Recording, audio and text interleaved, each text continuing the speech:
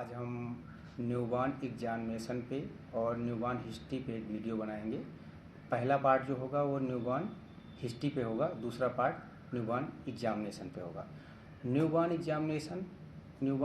एक 60 केस के रूप में मिलता है यूजी और पीजी दोनों में। यूजी में जो 3 केस मिलते हैं वो normal term, normal pre term और न्यूनेटल जॉन्डिस के 3 केस मिलते हैं। तो जैसे बड़े बच्चों या अडल्ट में पहला पार्ट होता है डीमोग्राफी। हिस्ट्री का पहला पार्ट डीमोग्राफी होता है जिसमें नेम, एज, जेंडर, रिलीजन ये सारी चीज़ें बताते हैं। वैसे न्यूबॉर्न का केस जब हम प्रेजेंट करते हैं तो उसमें जो डीमोग्राफी होता है वो कभी भी न्यूबॉर्न के नाम से ना स्टार्ट होकर उसके मदर के नाम से होता है। जैसे उसमें पहला पॉइंट होगा बेबी ऑफ सुनीता सीमा, जो भी माँ का नाम है। दूसरा उसका एज क्या है, मदर का एज क्या है, मान लीजिए 28 ईयर फीमेल।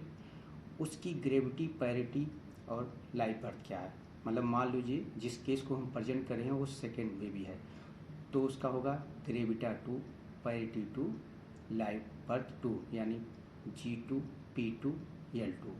उसके बाद फिर चौथा पॉइंट जो होगा कि कितने गेस्टेशनल एज पे बेबी हो रहा है, न्यूबॉर्न हो रहा है। तो मान लीजिए 38 वीक ऑफ गेस्टेशनल वीक पे चाइल्ड बर्थ हो रहा है, न्यूबॉर्न हो रहा है। उसका बर्थ वेट क्या है, मान लेते हैं उसका बर्थ वेट 22.8 kg है और वो किस मोड से, नॉर्मल वेजाइनल डिलीवरी हुआ है या normal vaginal delivery with assistant labour हुआ है या लोअर सेगमेंट सिजेरियन सेक्शन के द्वारा बर्थ हुआ है। ये सारी चीज़ें, इतनी इन्फॉर्मेशन। जो केस हम न्यूबॉर्न का प्रेजेंट कर रहे हैं वो किस डे पे प्रेजेंट कर रहे हैं, मान लीजिए वो हम 10 डेज पे प्रेजेंट कर सकते हैं, 8 डे का बेबी है, 12 डे का बेबी है, 14 डेज का। हम एक केस लेते हैं जिसमें 14 डेज यानी 2 वीक का बेबी है। अगर प्री टर्म बेबी है तो हमें यहाँ पे एक और चीज़ इम्पोर्टेंट हो जाता है, करेक्टेड गेस्टेशनल एज। अब यहाँ पे हम इसके साथ कुछ और टर्मिनोलॉजी एक्सप्लेन करना चाहेंगे। एक होता है PME, पोस्ट मेंस्ट्रुअल एज, या उसी को गेस्टेशनल एज भी बोलते हैं, जो कि वीक में होता है। एक टर्म होता है करेक्टेड गेस्टेशनल एज, इसको हम अभी क्लियर करेंगे। एक टर्म होता है क्रोनोलॉजिकल एज, या उसी को एक्चुअल एज, या उसी को पोस्ट नेटल एज बोलते हैं। जैसे हमने एक बच्चा है, स्पेशली ये सारी टर्मिनोलॉजी प्री टर्म के केस में इंपॉर्टेंट होती है। जैसे कोई बच्चा 34 वीक ऑफ गेस्टेशनल एज पे डिलीवर हुआ, कायदे से expected date of delivery 40 week होता है, लेकिन ये 6 वीक पहले डिलीवर हो गया। बच्चा 2 वीक का है तो इसका करेक्टेड गेस्टेशनल एज 36 वीक होगा। 34 + 2 वीक 36 वीक होगा। इसका जो पोस्ट मेंस्ट्रुअल एज या गेस्टेशनल एज 34 वीक होगा, लेकिन जो उसका क्रोनोलॉजिकल एज या पोस्ट नेटल एज है वो 14 डेज या 2 वीक है। एक्चुअली जो पोस्ट नेटल एज या एक्चुअल एज या क्रोनोलॉजिकल एज वो डेज में होता है, तो 14 डेज है। तो ये प्री टर्म के केस में। अब इसका सिग्निफिकेंस क्या है, सिग्निफिकेंस या क्या है, जैसे हमारे पास जो इम्यूनाइजेशन होता है वो इम्यूनाइजेशन हमेशा क्रोनोलॉजिकल एज पे ही होता है। जैसे कोई अगर 32 वीक का बच्चा पैदा हुआ तो उसको भी पहले दिन BCG, हेपेटाइटिस बी का 0 डोज और हेपेटाइटिस बी का बर्थ डोज और पोलियो का जो 0 डोज होता है उसको पहले दिन ही देना है। लेकिन 3 चीज़ें जैसे माइलस्टोन, एंथ्रोपोमेट्री और कॉम्प्लीमेंट्री फीडिंग जो होता है उसके करेक्टेड गेस्टेशनल एज के रूप में होता है। जैसे मैं इसी बच्चे की बात कर रहा हूँ, अगर ये बच्चा 34 वीक का हुआ है तो इसका जो कॉम्प्लीमेंट फीडिंग होगा वो 6 महीने + 6 वीक जो कम है उसको जो, यानी 6 महीने और 6 वीक यानी 7 महीना और 2 वीक के बाद कॉम्प्लीमेंट फीडिंग स्टार्ट करेंगे। और इसका जो माइलस्टोन का वो है, ये अगर बच्चा 6 महीने का है तो एक्चुअली ये 6 वीक का कम है, तो ये एक्चुअली इसमें से 6 वीक कम करेंगे तो ये 4.5 महीने का। अगर 4.5 महीने का कोई बच्चा है, उस 4.5 महीने के बराबर ये 6 महीने के होने के बाद भी माइलस्टोन अचीव कर रहा है, इसका मतलब इसमें डेवलपमेंटल डिले नहीं है, क्योंकि इसका करेक्टेड गेस्टेशनल एज इस समय 4.5 मंथ ही है। तो ये टर्मिनोलॉजी के लिए तो माइलस्टोन, एंथ्रोपोमेट्री और कॉम्प्लीमेंट फीडिंग ये हमारा करेक्टेड गेस्टेशनल एज के अनुसार होता है, और जो इम्यूनाइजेशन होता है वो हमेशा हमेशा क्रोनोलॉजिकल एज या एक्चुअल एज के अनुसार होता है। इसके बाद हम आते हैं न्योनेट में ऑब्स्टेट्रिक हिस्ट्री। ऑब्स्टेट्रिक हिस्ट्री को ही एंटीनेटल हिस्ट्री भी बोलते हैं। ऑब्स्टेट्रिक हिस्ट्री में जैसे हम मदर का कितने साल से मैरिज है वो देखेंगे। जैसे कोई मदर है वो करंटली 30 साल की है, उसकी शादी 20 साल की एज पे हुई है, तो उसका टाइम ऑफ मैरिज होगा 10 साल, वो 10 साल से मैरिज है। फिर उसमें देंगे जो इसका कॉन्सेप्शन था वो स्पॉन्टेनियस था या यूँ कहें प्लान और अनप्लान था, वो बुक केस थी अनबुक केस थी, उसने रेगुलर सारी विजिट की हैं कि नहीं। इसमें जो सबसे इम्पोर्टेंट पॉइंट है वो प्लान्ड और अनप्लान्ड प्रेगनेंसी का, इसको हम एग्जाम्पल के रूप में क्लियर करेंगे। जैसे जो न्यूरल ट्यूब का डेवलपमेंट होता है उसके दो पार्ट होते हैं, एक क्रेनियल पार्ट होता है, एक कार्डल पार्ट होता है। जो क्रेनियल पार्ट होता है वो 23 से 25 दिन पर फ्यूज होते हैं, लेकिन जो कार्डल पार्ट होता है वो 25 से 28 दिन के फ्यूज होते हैं। लेकिन अल्टीमेटली 28 दिन तक न्यूरल ट्यूब का फ्यूजन हो जाता है। अगर 28 दिन के बाद हम फोलिक एसिड टेबलेट देंगे तो क्या न्यूरल ट्यूब डिफेक्ट प्रिवेंट होगा? नहीं। इसलिए जो गवर्नमेंट का प्रोग्राम है वो इस समय करंटली ये है, हम 13 से इसको याद करते हैं, 13 बिफोर 1 मंथ, 1 महीना पहले स्टार्ट करते हैं और डिलीवरी के 3 महीने तक कंटिन्यू रखते हैं फोलिक एसिड को। इस अगर 1 महीना पहले हम स्टार्ट करेंगे तभी ये न्यूरल ट्यूब डिफेक्ट को प्रिवेंट कर पाएगा। लेकिन हमारे यहाँ चूँकि 90% प्रेगनेंसी अनप्लान्ड होती हैं। अनप्लान्ड प्रेगनेंसी जैसे क्या हुआ, हम प्रेगनेंसी डायग्नोज कैसे होती, जब 28 डेज पे मेंस्ट्रुअल पीरियड मिस होता है तब जाके मदर कॉन्शियस होती है। उसके बाद ±7 डेज हम लेते हैं, 7 दिन तक वो वेट करेगी, यानी 28 7 35 दिन। 35 दिन के बाद वो यूपीटी यूरिन प्रेगनेंसी किट करवाएगी, तब जाके पॉजिटिव होता है। ऑलरेडी उसको 35 दिन पे पता चल रहा है और न्यूरल ट्यूब डिफेक्ट या न्यूरल ट्यूब का डेवलपमेंट 28 दिन पे हो रहा है। अगर हम 35 दिन पे डिटेक्ट होने के बाद फोलिक एसिड देंगे तो क्या ये न्यूरल ट्यूब डिफेक्ट को प्रिवेंट करेगा? नहीं करेगा। तो इसलिए प्लान अनप्लान प्रेगनेंसी बहुत इंपॉर्टेंट होती है। 90% केसेस में अनप्लान प्रेगनेंसी, जैसे हमारे यहाँ प्रेगनेंसी होती क्या कैसे अनप्लान, लाइट चली गई प्रेगनेंसी हो गई, कोविड आ गया, लॉकडाउन हो गया, प्रेगनेंसी हो गई। इस तरह के सिनेरियोस, इवन जो हाईली एजुकेटेड सिनेरियो हैं जैसे डॉक्टर इंजीनियर, इन तरह के सिचुएशनों में भी ज़्यादातर अनप्लान प्रेगनेंसी ही होती है। इसके बाद हम आते हैं जो ये हुआ ऑब्स्टेट्रिक हिस्ट्री को हम 3 पार्ट में, इसको एंटीनेटल हो गया। उसके बाद एंटीनेटल हिस्ट्री ऑब्स्टेट्रिक हिस्ट्री को हम 3 पार्ट में, 3 ट्राइमेस्टर होते हैं, 3 ट्राइमेस्टर वाइज भी कर सकते हैं या फर्स्ट ट्राइमेस्टर को अलग कर सकते हैं। चूँकि सेकेंड ट्राइमेस्टर और थर्ड ट्राइमेस्टर में चीज़ें लगभग सेम होती हैं तो उसको एक साथ भी रख सकते हैं अलग अलग। फर्स्ट ट्राइमेस्टर में इम्पोर्टेंट चीज़ क्या होती है कि हाइपर इमिसिस ग्रेविडेरम, दूसरा बात फीवर विथ रैश की हिस्ट्री लेना है, तीसरा चीज़ ड्रग एक्सपोजर, रेडिएशन एक्सपोजर, क्योंकि एम्ब्रियोजेनेसिस जो होती है वो फर्स्ट ट्राइमेस्टर में ही होती है। इसलिए ड्रग और रेडिएशन का जो साइड इफ़ेक्ट होगा वो फर्स्ट ट्राइमेस्टर में होगा, तो ये हिस्ट्री लेना बहुत इंपॉर्टेंट है। इसके अलावा ब्लड इन्वेस्टिगेशन की हिस्ट्री, स्पेशली जैसे हमारे यहाँ ब्लड, कोई भी ब्लड बैंक से ब्लड जब दिया जाता है तो 5 चीज़ों की यूनिवर्सल स्क्रीनिंग होती है। उसमें हेपेटाइटिस बी, सी, HIV, सिफिलिस और मलेरिया, ये 5 चीज़ें प्रेगनेंसी के दौरान भी स्क्रीन की जाती हैं, इनका ब्लड इन्वेस्टिगेशन किया जाता है। इसके अलावा गेस्टेशनल डायबिटीज़, प्रीक्लेम्सिया, थायराइड, इन सारी चीज़ों का भी एक प्रोटोकॉल है, इन सारी चीज़ों का इन्वेस्टिगेशन किया जाता है, इनकी हिस्ट्री हमको लेना होता है। उसके बाद आते हैं सेकेंड और थर्ड ट्राइमेस्टर में। सेकेंड और थर्ड ट्राइमेस्टर में हम एक साथ लेके चलेंगे। इसमें जो पहला पॉइंट होता है क्विकनिंग मतलब फीटल मूवमेंट को मदर द्वारा परसीव करना। ये डिपेंड करेगा मदर प्राइमी है या मल्टी है।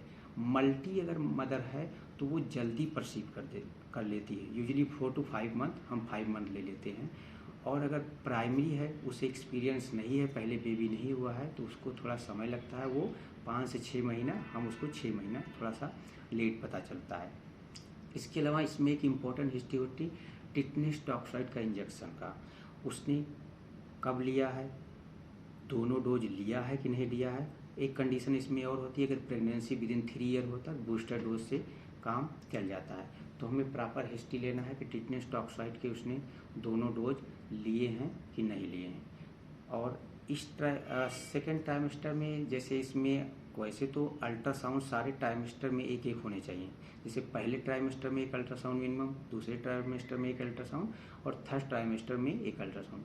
फर्स्ट ट्राइमेस्टर के अल्ट्रासाउंड को डेटिंग स्कैन भी बोलते हैं। सेकेंड ट्राइमेस्टर के अल्ट्रासाउंड को एनामली स्कैन बोलते हैं। और थर्ड ट्राइमेस्टर में जो कि सबसे ज़्यादा ग्रोथ होती है, तो उसे ग्रोथ स्कैन बोलते हैं। इसके अलावा कलर डॉपलर के द्वारा हम AFI एमनियाटिक फ्लूइड इंडेक्स भी देखते हैं। इसके द्वारा हम एमनियाटिक फ्लूइड का वॉल्यूम देखते हैं। ओलाइगोहाइड्रोनियास या पॉलीहाइड्रोनियास नहीं है, नॉर्मल अमाउंट है। अगर AFI की वैल्यू 2 से कम है तो ओलाइगो, अगर 8 या 8 से ज़्यादा है तो पॉलीहाइड्रोनियास। ये थर्ड ट्राइमेस्टर सेकेंड ट्राइमेस्टर दोनों को हम एक साथ लेके चलिए, ये सारी चीज़ें देखेंगे। इसके अलावा थर्ड ट्राइमेस्टर में बच्चे का जो ग्रोथ होता है सबसे ज़्यादा होता है। तो हालांकि ग्रोथ जो होता है हर ट्राइमेस्टर में होता है, तो प्री प्रेगनेंसी वेट और ड्यूरिंग प्रेगनेंसी वेट अगर हम दोनों करेंगे तो इससे weight gain during pregnancy usually क्या होता है 1 kg फर्स्ट ट्राइमेस्टर में, सेकेंड और थर्ड में 5 kg, तो 10 to 11 kg वेट गेन होता है।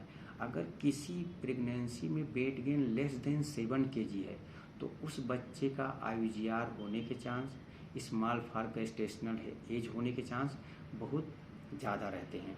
तो इस चीज़ को भी हमें ध्यान, बाद में वो बच्चा मॉडरेट एक्यूट माल न्यूट्रिशन या सीवियर एक्यूट माल न्यूट्रिशन में भी जाने के चांसेस रहते हैं।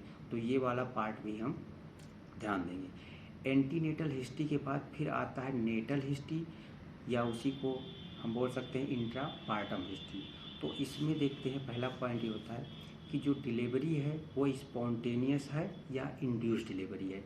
अगर इंड्यूस डिलीवरी या स्पॉन्टेनियस डिलीवरी दोनों में से कोई भी हो सकता है। अगर प्री टर्म है तो यहाँ पे हमारा एंटीनेटल स्टेरॉइड कवरेज इम्पॉर्टेंट हो जाता है।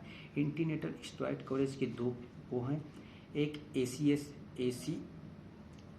ACO गाइडलाइन होता है, American college of obstetrics and gynaecology, या नाइस गाइडलाइन होती है, national institute for clinical excellence. ये बोलता है कि 24 वीक से 33 वीक 6 दिन का कोई भी बच्चा है उसमें अगर वो स्टीरॉइड कवरेज करना है, डेक्सा या बीटा जो गायनेकोलॉजी पार्ट है 6 और 12 मिलीग्राम 6 मिलीग्राम 4 डेज, वो हम कवर नहीं करेंगे यहाँ पे, वो गायनी का पार्ट है। दूसरी चीज़ है, अगर WHO के अनुसार देखेंगे 24 वीक से 34 वीक तक, यानी 24 वीक जो इनिशिएशन वाला पार्ट है वो दोनों में सेम है, चाहे नाइस गाइडलाइन हो चाहे WHO गाइडलाइन है। WHO ये कहता है अगर 34 वीक तक है तब भी कवरेज करना है। नाइस गाइडलाइन ये कहता है 34 वीक से कम हो, यानी 33 वीक और 6 दिन का बच्चा है तो हमें स्टीरॉइड कवरेज देना है।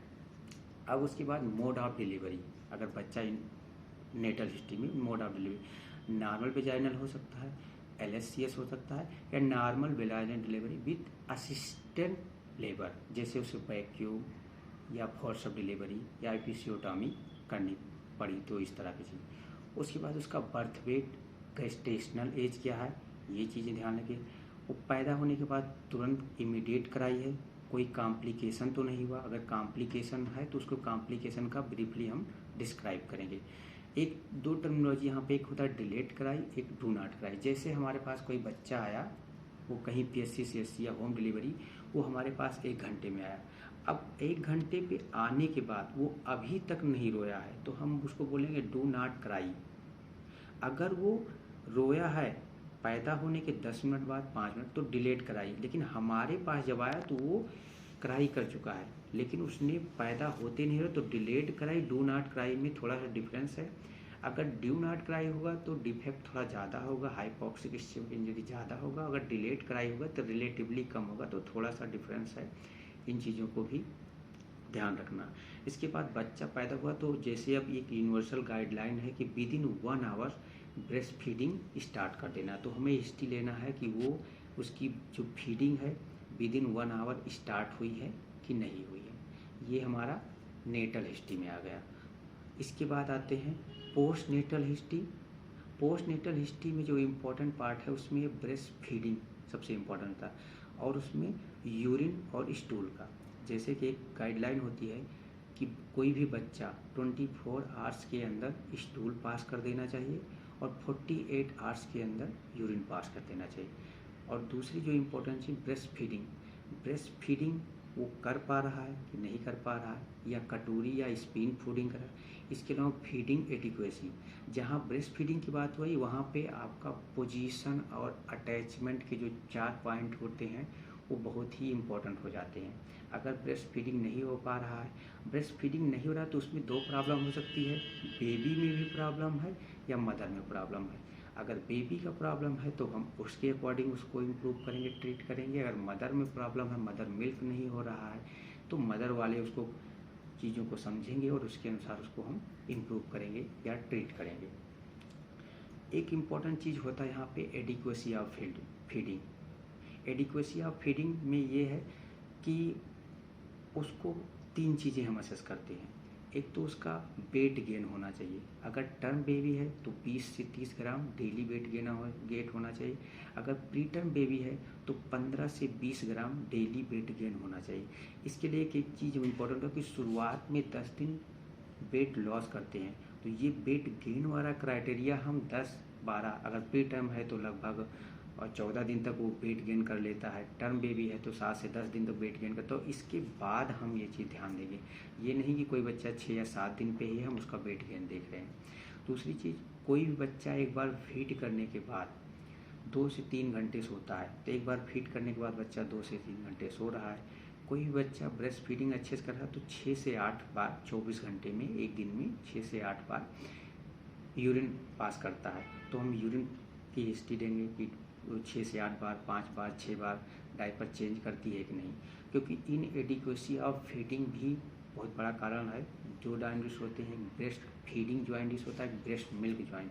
तो ब्रेस्ट फीडिंग जॉइंटिस जो ओवरऑल फिजियोलॉजिकल जॉइंटिस का मोस्ट कॉमन काज होता है breast feeding in adequacy of feeding के कारण होता है। तो ये वाला पार्ट हमको।